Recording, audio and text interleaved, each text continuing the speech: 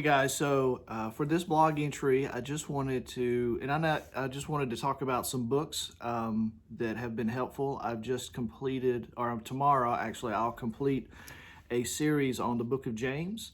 And I wanted to go through some of the commentaries and books that I've used to help put the series together. And so I'm not really sure who this may interest other than maybe other pastors or Bible teachers that teach on a regular basis. So, but I thought it would be helpful if someone saw this, if they're going to put a series together on the book of James, then some of the commentaries that I would recommend and some that I may not. And so I'm going to start there in order of size. And so I'm going to start with this book. It is by Strauss.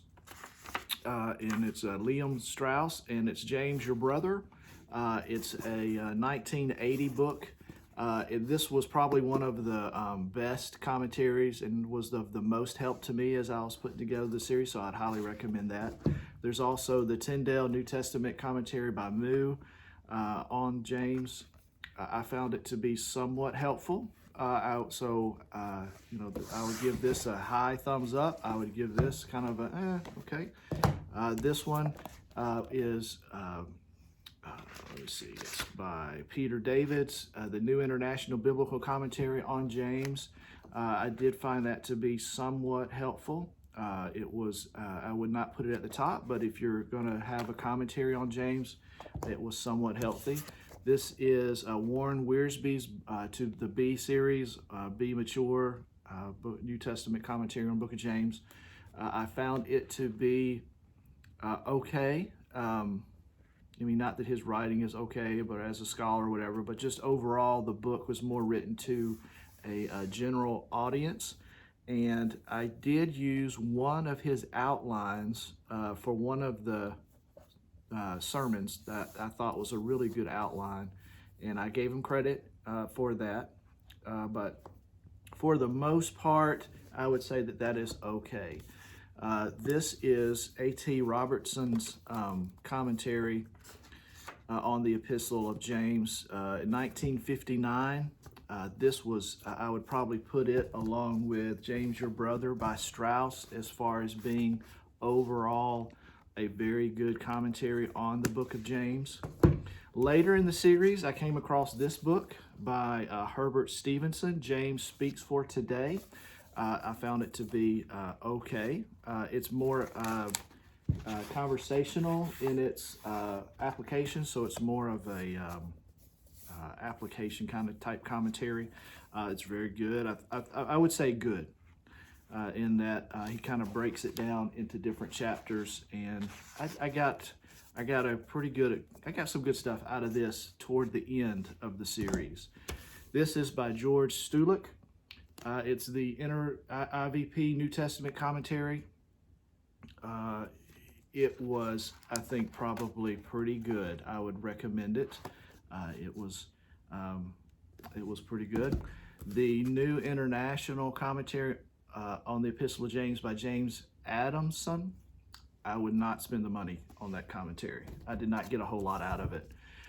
This interpretation, a Bible commentary for teaching and preaching. It's 1st and 2nd Peter, James, and Jude by, I'm not even sure how to say his name, but it's Femi Perkins. And the descriptions are so brief that really you don't get anything more than a big picture. This is what the passage is talking about. So I don't think I would have spent the money again on that commentary. This is John Phillips' commentary, Exploring the Epistle of James. I think he does a good job of outlining or showing how to outline the chapters. So, I mean, he does pretty good with that. I think it's helpful for that purpose. He gives just a general description, and then he does give some pretty good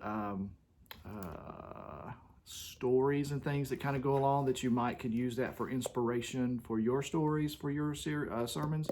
But for the most part, I would give this probably an 8 out of 10. Now, the next three are the ones that are really the workhorses of the series that I use the most.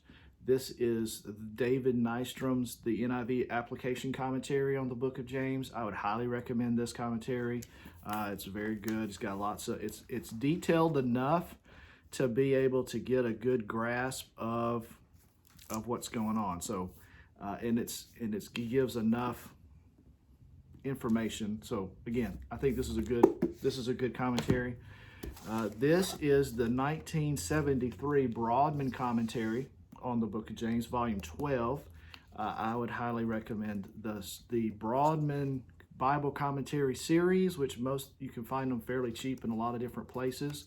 And just between us, I am looking for Volume 1, Genesis, unrevised. I've got revised. I want the unrevised edition, the one that caused all the conflict in the beginning of the conservative resurgence in the Southern Baptist Convention. I would love to have a copy. Let me know if you have one and would like to sell it or mail it. I'll pay for shipping. The next one that I would recommend is the Interpreter's Bible by Abingdon Press. The general editor was George Buttrick. I used this a lot. It's not necessarily a Southern Baptist perspective, but it's still a really good. I would highly recommend that whole series. From what I've read so far, it's been really good and very helpful. I've gone through Matthew and some other ones that are part of this series. It's really good. The last one is, again, they're not in order of importance, just size. This is the Zondervan Illustrated Bible Backgrounds Commentary by Clifton Arnold, Volume 4, which includes, of course, James. And it's, for the most part, somewhat helpful. I'd give it probably a 7 or an 8 out of helpfulness. It gives just pretty much brief descriptions of what's happening in each of the passages. I did use it somewhat, so it was pretty good. So those are the books that I have on the Book of James. That's not counting a couple of other books that I grabbed off the shelf. But I think for the most part, these are the books that I used to write the series. Hopefully that's helpful to you, and I will see you next time.